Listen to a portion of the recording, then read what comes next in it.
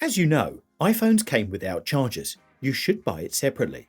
Well, on the 7th of September 2022, Brazil's Ministry of Justice issued an order halting the sale of all iPhone models that are higher than iPhone 12 unless Apple will change its policy and includes chargers when selling. The Brazilian Ministry of Justice found out about lies from Apple about waterproofing, resistance to damage, and other important features that made customers very disappointed.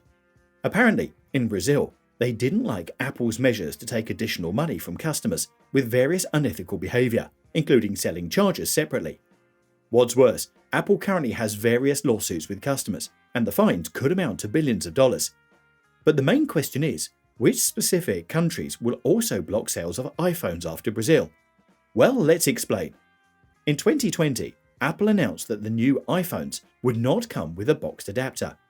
This wasn't to say that the latest iPhone didn't require one, but that the firm had made the bold decision to sell the two separately. Not surprisingly, the move was met with criticism and resulted in public outcry. The consensus was that iPhones were priced markedly higher than its competitors and were using the action as a money-making gimmick. However, Apple was quick to respond to the criticism by claiming that the decision was made to preserve the environment. Again, the firm's apparent revelation was met with backlash, but Apple later released figures from its current fiscal year, which showed how the company had managed to save 861,000 tons of plastic, copper, zinc, and tin. The company also claimed that the move reduced shipping pallets. 70% more iPhone 12 boxes could be carried in the company's shipping pallets, thereby reducing carbon emissions. While the figures seemed accurate for the most part, people were still skeptical. Nevertheless, iPhone sales were not directly affected by the move. However, Brazil was the first country that put up a united front and called Apple's move discriminatory. This wouldn't be the first time that the country has accused the tech giant of using ploys to make more money. Procon SP, a consumer protection agency operating in Sao Paulo, fined the company an approximate $2 million for selling the latest iPhone without a charger. Procon SP claimed that Apple was in violation of the country's Consumer Defense Code. The case was from 2021 and wrapped up recently in 2022, with Apple emerging victorious. In fact, the tech company responded to the fine by saying that they have motioned against Brazil's claims and fines in the past, and they'll continue to do so in the future. $2 million doesn't seem like much of a dent in Apple's finances, but the tech company might be holding out for a much bigger reason. Apple's decision to sell their chargers separately was undoubtedly met with backlash. However, they managed to keep agencies at bay by providing statistics that corroborated their claims of being environmentally conscious. By giving in, Apple could make itself prone to more fines and lawsuits. The Brazilian Ministry of Justice noted that not only had Apple violated its consumer code, but that they were misrepresenting its product. For context, Apple announced that its latest iPhone was waterproof and resistant to damage, despite prolonged immersions. However, the company refused to repair water-damaged iPhones under the product's warranty. This was noted in the Ministry of Justice's fine. But there was a case wherein a consumer sued the tech company for selling its chargers separately, and in Brazil no less. A man claimed that Apple's policy to sell its chargers separately was a tie sale. That is, a sale that forces you to buy another product from the same company, since it's sold separately. The presiding judge noted that Apple was in violation of the country's Consumer Defense Code, under Section 39. The man was awarded approximately $1,000 for his grievances. Apple argued that one of the many reasons, besides its presumed environmental consciousness, was that many users already had iPhone chargers, and selling them more chargers would, again, be disruptive to the environment. To this, Brazilian lawmakers argued that iPhones could have just as easily mitigated its environmental impact by making newer models compatible with USB-C cables, the current standard, which can be used with any phone besides iPhones. Apple did not comment.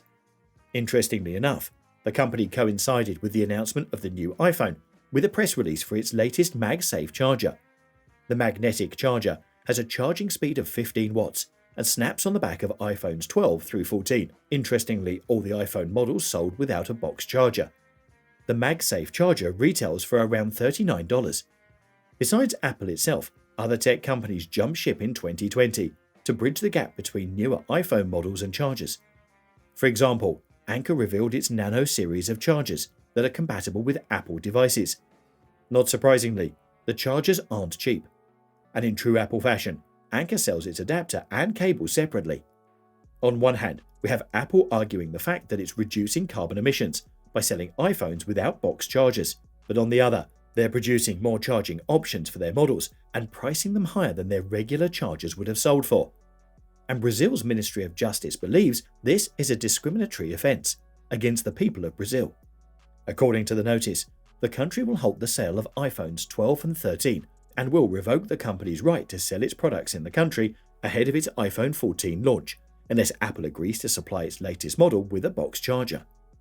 Apple has refused to do so and instead motioned against the Ministry of Justice. The official website for Apple's Brazil division currently lists iPhone 12 and 13 for sale and has promotional banners for iPhone 14 as well. However, many believe that the country would ultimately ban the website if Apple doesn't comply with or respond to the fine. Apple currently has its hands full of lawsuits. The company recently settled a lawsuit with the Federal Trade Commission in the United States for approximately $14.6 million. The company was accused of storing consumer information on its iCloud servers and selling their information to third parties. The pertinent information included geolocations, searches, and keywords used in applications not necessarily under Apple's own banner. Costa Eleftheriou, an app developer, Pinterest engineer, and plaintiff in a case against Apple, made a name for himself by revealing some of the most egregious App Store scams. This later culminated in a lawsuit of his own against Apple, filed in California's Superior Court. He claimed that his app had been unfairly rejected by Apple and was later used by scammers on the App Store, which resulted in the loss of revenue.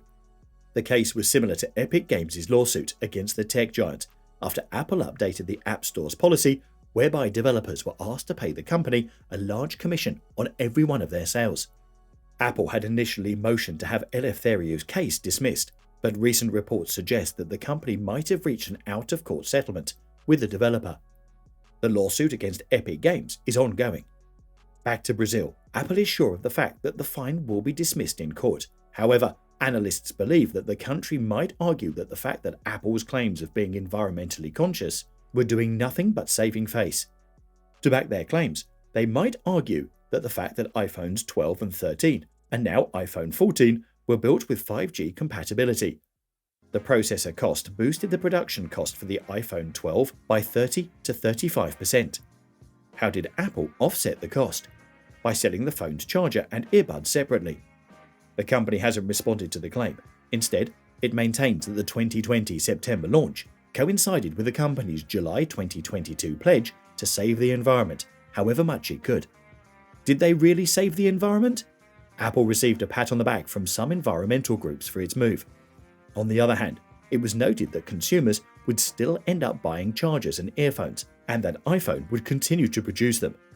At best, the company would have reduced its environmental impact by a negligible percentage. Brazil could potentially be moving towards a complete ban on iPhone products in 2023. The iPhone 14 might not be made available in Brazilian markets, and the country's made its peace with that. Apple, however, believes it'll be able to convince a judge that the fine is unfounded. For now, the fate of the company in the South American market hangs in the balance. Interestingly enough, Brazil is one of Apple's largest product consumer markets in America. That's all for this video. Do you think Apple's move was an environmentally conscious decision or a money-making gimmick? Be sure to give this video a thumbs up and subscribe to our channel for more content you wouldn't want to miss.